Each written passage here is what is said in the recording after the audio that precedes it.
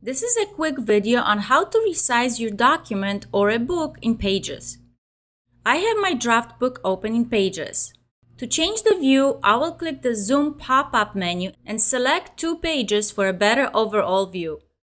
I will also select Fit Spread to fill the document window horizontally. Once I have a better view of my document, I will check the current size by going to Document on the right. Right now, the size is US letter, which is 8.5 inches wide by 11 inches tall. I can choose printer and page size and pick options like US Legal or A4. But for an Amazon book, I need something custom.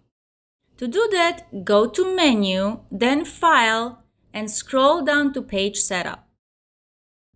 When I look at paper size here, I see the standard options plus 3 custom sizes I saved earlier: hardcover, large, and tutorial, which I named myself.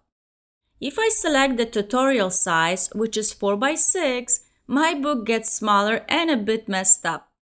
Instead of 32 pages on US letter, it now has 107 pages on 4x6. If I change it to hardcover 7x10, it becomes 37 pages long.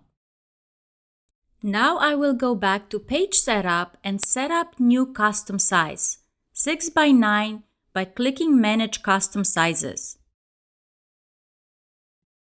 Click the plus button to create a new size, then enter the width and height. You will also see a list of margins here. These are not the margins for your page design. These margins belong to the printer and define the printable area of the physical sheet. Even if I change them here, they won't affect my document's layout. Before leaving this screen, I will give my new custom size a clear name so I can recognize it later. At the new 6x9 size, my book is now 47 pages long. To set the page margins, go to the Document panel on the right. Here you can choose Facing Pages and adjust the top, bottom, inside, and outside margins.